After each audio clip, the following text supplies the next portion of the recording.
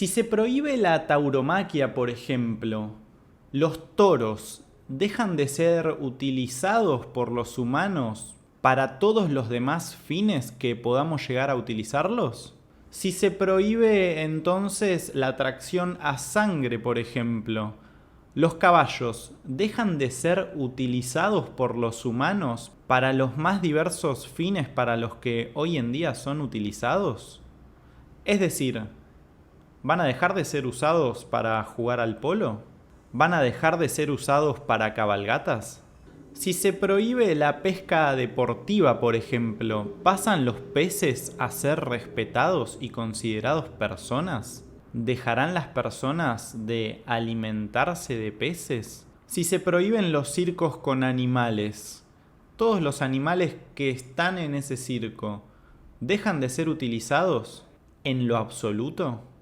¿O siguen siendo meros objetos, recursos o mercancías para las personas que no son veganas? ¿Las prohibiciones, entonces, tienen algún sentido si la gente no es vegana?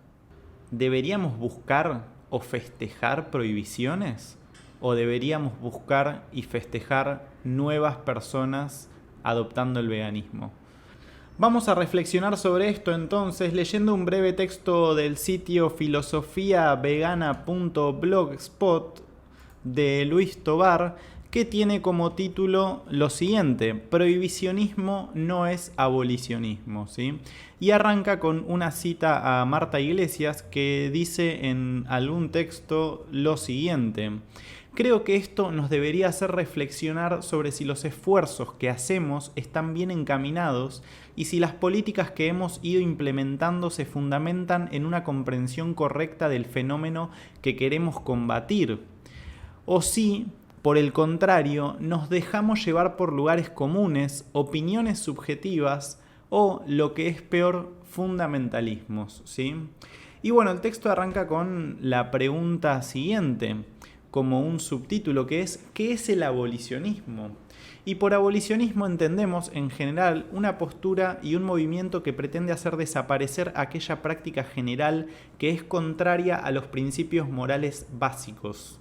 El ejemplo más representativo es el abolicionismo de la esclavitud. La esclavitud es una institución que implica una violación flagrante del respeto moral básico que toda persona merece. Es una práctica que trata a sujetos como si fueran meros objetos al servicio de otros. La esclavitud cosifica a unas personas reduciéndolas a ser propiedades de otras. El abolicionismo pretende erradicar completamente desde la raíz aquello que considera un error moral y no simplemente prohibir determinadas prácticas dentro de ese error. Así, una postura abolicionista pretende erradicar la esclavitud y no solo determinada forma de esclavitud. Sin embargo, el término abolicionista viene siendo incorrectamente usado en el ámbito animalista por el movimiento antitaurino en especial para hacer referencia a un determinado enfoque, el cual, lejos de ser abolicionista, resulta ser meramente prohibicionista. No es abolicionismo lo que defienden, sino el prohibicionismo. No pretenden abolir la institución de la esclavitud animal, sino solo prohibir una determinada práctica dentro del contexto de la explotación de los animales.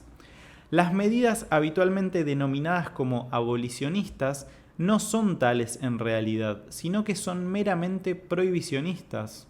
Una medida abolicionista, por definición, tiene que implicar el cese absoluto de la institución que ampara determinadas prácticas. Es decir, la abolición de la esclavitud como tal y no solo de un tipo concreto de esclavitud. Si la utilización de animales es moralmente equivalente a la esclavitud humana, que lo es, entonces el abolicionismo en el contexto animalista solo puede ser reconocido como tal cuando se fundamenta en la oposición al uso de los animales y no limitado a un determinado uso. En el siguiente subtítulo se va a desarrollar lo siguiente: el prohibicionismo, otra manera de reformar la explotación animal. Un ejemplo muy claro de en donde el prohibicionismo se confunde con el abolicionismo podemos encontrarlo en el caso de la supuesta abolición de la tauromaquia de Cataluña. una tauromaquia que no fue abolida, puesto que los correbous son tauromaquia. Los correbous en España son los toros en la calle, ¿sí? No en lo que se le llama la plaza de toros, sino los toros corriendo por las calles y siendo utilizados para que la gente se divierta, ¿no?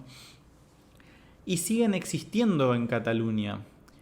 No solo siguen existiendo, sino que además han sido legalizados, subvencionados y protegidos, ¿sí? Es lo que hablábamos al principio.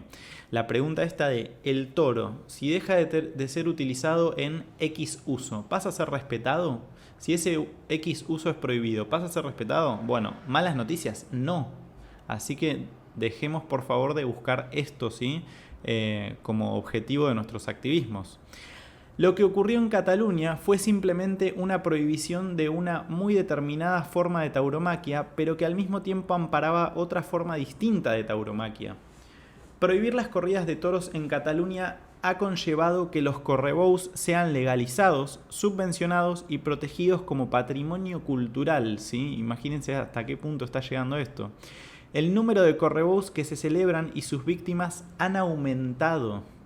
En definitiva, se ha sustituido una forma de explotación por otra. Los correbous no estaban regulados por ley antes de la prohibición de las corridas y por tanto no podían ser subvencionados ni protegidos. Ahora sí, lo son. Los políticos, con el beneplácito de los animalistas antitaurinos, votaron a favor de prohibir las corridas de toros, excluyendo expresamente a los correbous de esta prohibición con el objeto de legalizarlos y promocionarlos por considerarla una actividad propia de la cultura catalana. Esto pasa mucho entre activistas, ¿no? Que te dicen, te ponen en hipotéticos y te dicen, ¿votarías a favor de un uso de animales que disminuya el sufrimiento de ellos? Y bueno, no se dan cuenta de lo incongruente que sería votar a favor de una explotación que no tenga sufrimiento, porque sería dar el mensaje de que es correcto utilizar a los demás animales, ¿sí? Seguimos. La abolición implica erradicar la institución de la esclavitud. Por tanto, en relación con los no humanos, la abolición consiste en erradicar su estatus de propiedad. Es decir, el hecho de que sean considerados recursos para satisfacer los intereses humanos, lo que siempre hablamos, la visión instrumental. Prohibir una determinada forma concreta de explotación animal no tiene nada que ver con la abolición de su esclavitud, puesto que no altera en nada el hecho de que siguen siendo considerados propiedades de humanos. Prohibicionismo, entonces, no es abolicionismo. Los medios deben ser coherentes con los fines, puesto que ambos por igual deben ajustarse a un mismo criterio, y por tanto resulta incoherente decir que apoyamos la abolición de la esclavitud de los no humanos, mientras que al mismo tiempo apoyamos una reforma legal que continúa considerándolos como nuestra propiedad. Además, promover o participar en campañas prohibicionistas significa quitar recursos, si en un sentido práctico, ya no ético, que lo más importante es lo ético. Es decir, sacamos tiempo, energía, dinero que se podría emplear en campañas veganas o abolicionistas, ¿no?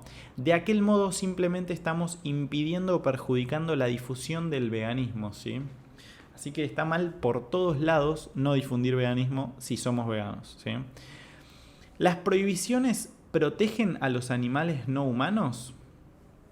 La prohibición del uso de animales en circos es un ejemplo claro de los errores del prohibicionismo. Esas prohibiciones son casi siempre especistas, no veganas, pues en realidad no prohíben el uso de animales. Las prohibiciones sobre los circos prohíben el uso de animales considerados salvajes, pero permiten el uso de animales considerados domésticos. Esto es lo que pasa con Mundo Marino, o sea, se busca la liberación de Yamen, la orca, no sé si lo estoy diciendo mal o no, porque ella está considerado que está sufriendo más que los demás. Y esto puede ser que sea así, no digo que no. Lo que digo es, todos los animales que están en Mundo Marino están siendo esclavizados, cosificados, etc. Y todo eso es injusto, como todo uso de animales, ¿sí? Como los usos de animales para vestimenta, alimentación, transporte, etc. Entonces, ojo cuando hacemos primero una campaña monotemática, y acá fíjense lo mal que está esto, ¿no? De la defensa de la orca de Mundo Marino en Argentina, que es dentro de una campaña monotemática el pedido de liberación de un prisionero, cuando adentro hay muchísimos prisioneros, ¿sí?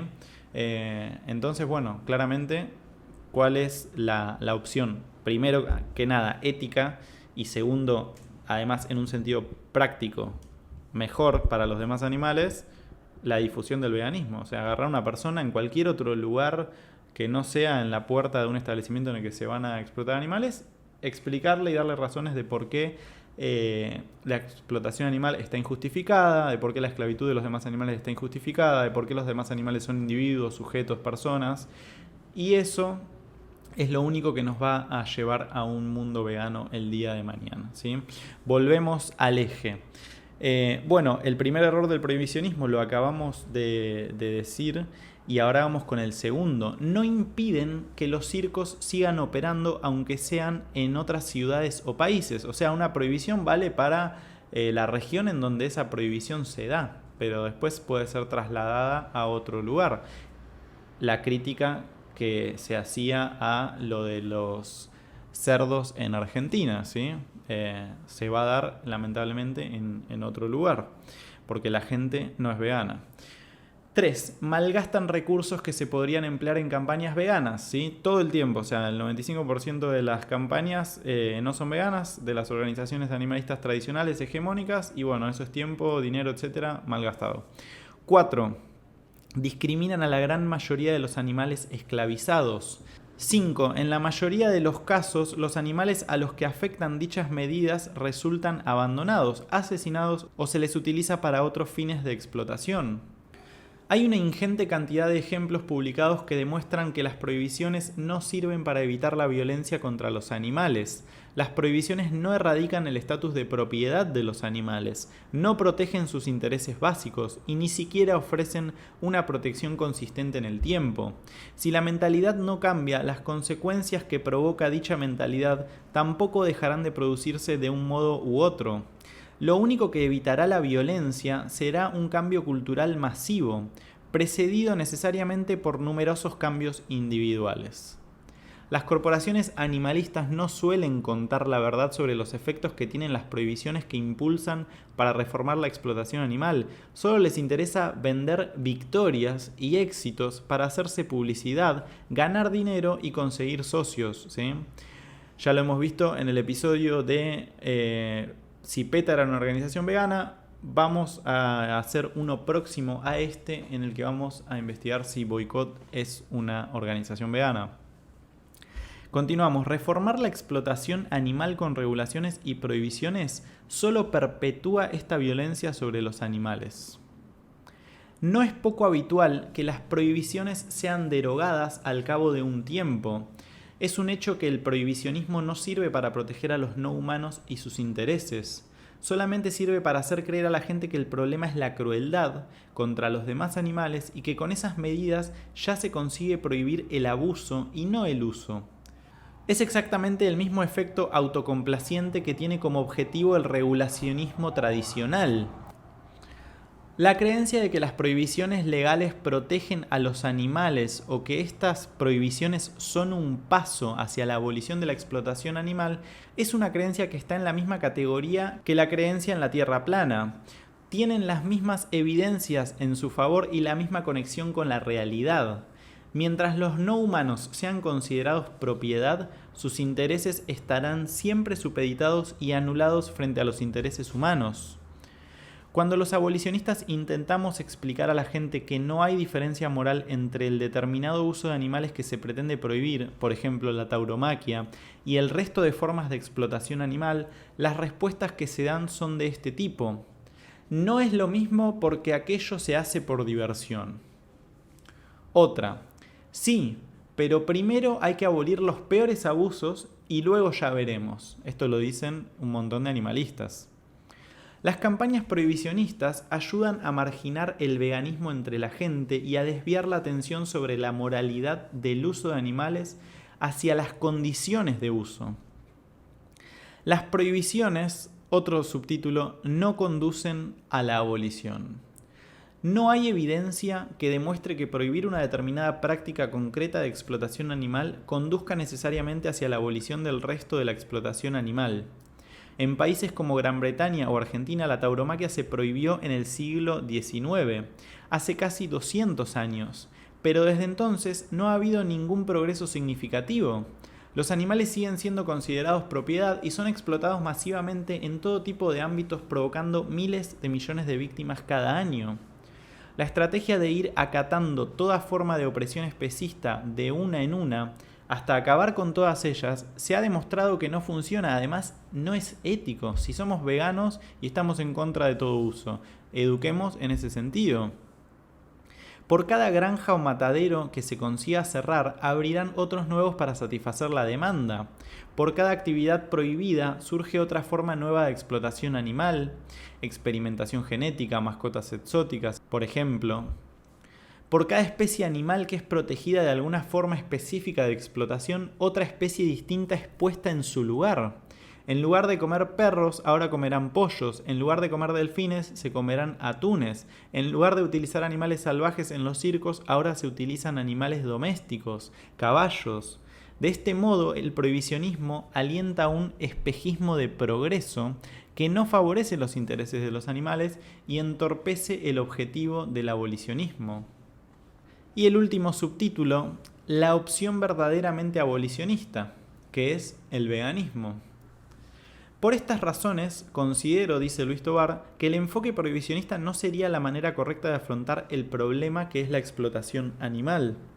En conclusión, ¿cuál sería la estrategia que una perspectiva abolicionista deberá desarrollar para afrontar adecuadamente el problema del especismo y de la explotación animal? Lo primero y más fundamental será concienciar a la gente. Mientras la gente no tome conciencia del problema y mientras no rechace voluntariamente el especismo y la explotación animal de manera progresiva pero firme, las medidas legislativas correctas y eficaces serán completamente irrealizables en un contexto especista que considera a los animales como objetos y recursos para satisfacer los deseos humanos. Las medidas legislativas que se puedan llevar a cabo, como intentar prohibir la tauromaquia, serán directamente inútiles o contraproducentes para los intereses de los animales. La raíz del problema consiste en ver a los demás animales como seres inferiores, ¿sí? Lo que es la mentalidad no vegana, como objetos o recursos para nuestro beneficio. Todos los males que infligimos a los animales derivan de ahí. Por tanto, un activismo ético y efectivo debería enfocarse en erradicar ese prejuicio a través de la educación, informando y concienciando a la sociedad, a cada uno de sus miembros, para que comprenda la injusticia del especismo, del no veganismo, y cambie su mentalidad y actitud en el día a día. La difusión del veganismo conllevaría la eliminación progresiva de todo uso de animales. La propia sociedad apoyaría esta eliminación, también a nivel legal, como consecuencia del cambio de mentalidad, ¿sí? Pero pretender la prohibición como primer paso, sin que antes haya habido un cambio individual y social y cultural en favor de la liberación animal, es como empezar a construir una casa por el tejado. Si estamos en contra de toda explotación animal, porque toda explotación sobre seres sintientes es injusta, sin importar cómo se haga, entonces deberíamos hacer campañas contra la explotación animal en sí misma, y no contra un tipo específico de explotación.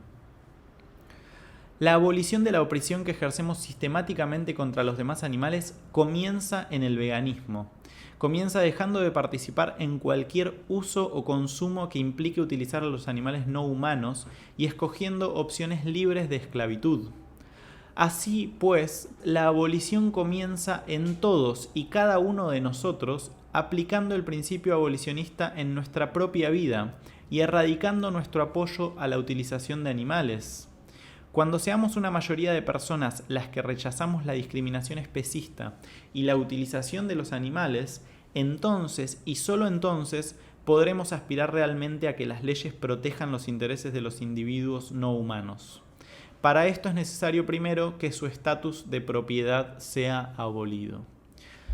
Todos podemos abolir la explotación animal en nuestras vidas escogiendo el veganismo. De hecho, el veganismo es un deber escogerlo. Es algo que todos podemos hacer ahora mismo sin necesidad de esperar futuros cambios sociales ni medidas legales. De hecho, cuando seamos una gran mayoría, ni siquiera deberíamos buscar medidas legales, considero, sino que deberíamos educar al resto de la sociedad que aún no es vegana. El único requisito necesario es tener conciencia moral y tomarnos en serio la consideración de los animales como individuos que poseen intereses propios. Y bueno, hasta acá llega el texto y con esto finalizamos el episodio de hoy y no se pierdan el episodio siguiente en el que justamente vamos a hacer el mismo trabajito que hicimos sobre la organización PETA, pero sobre boicot en Argentina y vamos a ver si apunta a abolir la esclavitud de los demás animales, si apunta a educar en el veganismo o simplemente es una organización animalista más. Así que muchas gracias por haber estado ahí y nos vemos en un próximo episodio.